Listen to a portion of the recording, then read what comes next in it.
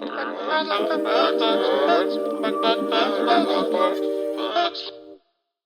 hello everyone. This is Jared with Literature and Robes. Welcome back, friends. I am so happy to see your faces. Well, actually, I can't see your faces. You can only see mine. Well, hopefully you're happy to see my face. As it is, I am here to do some book reviews, and I don't know why I'm still talking in this voice. Of course.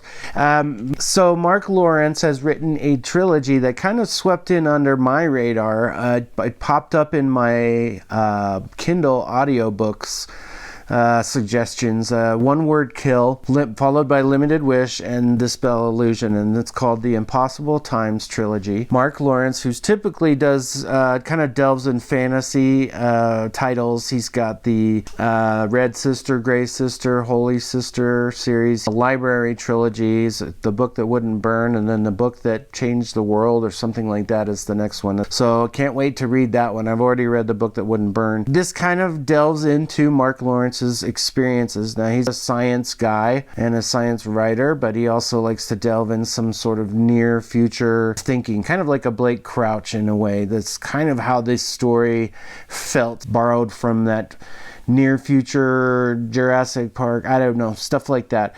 So the main crux of the books basically revolves around this one character. There's a first person narrative. This character, Nick, we find out in the beginning, this isn't anything spoilery, but this young man has cancer at an early age, and this character needs to get themselves better. Well, they are visited by someone from the future, without giving away too much.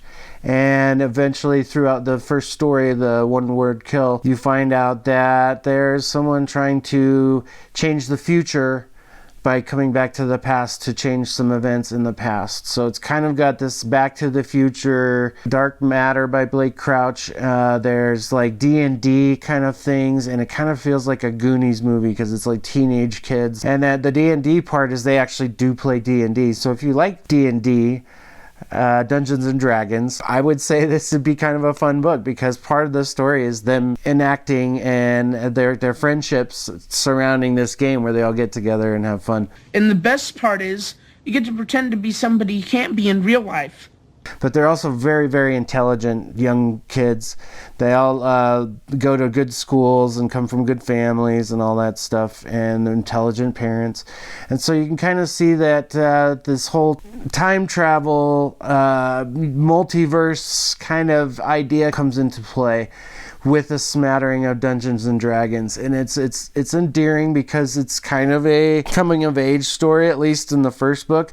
It gets kind of convoluted at times, but when you have a story involving time travel, you need to kind of have some rules, which were pretty well laid out in these books.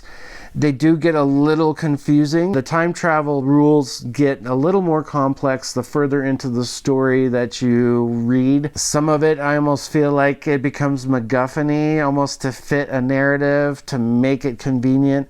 I think that's part of why some of these novels didn't really get a whole lot of attention, is because some of the concepts seem a little wonky.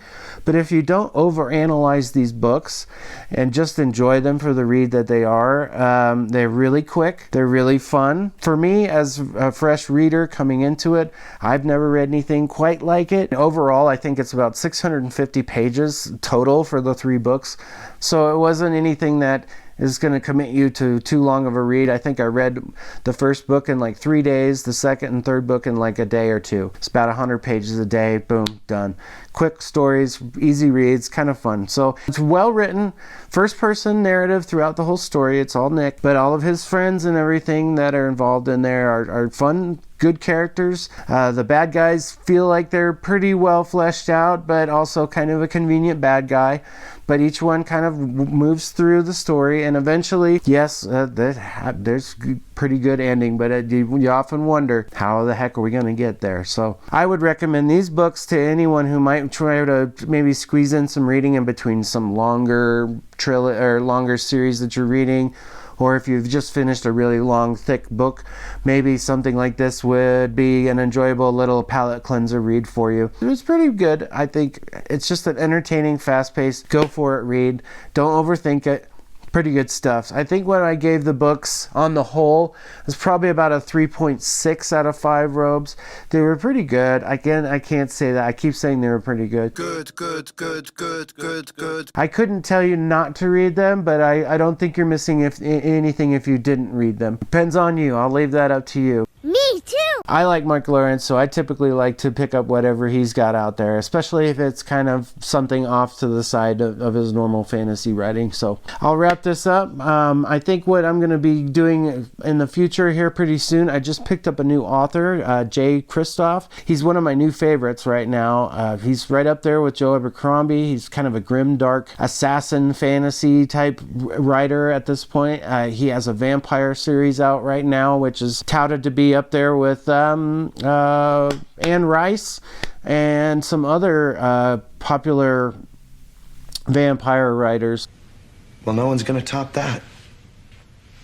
And I also wanted to give a little shout out. I got the new Jacob Collier album. I'm kind of a musician. I like to do things, play music, play on my keyboards, all that stuff.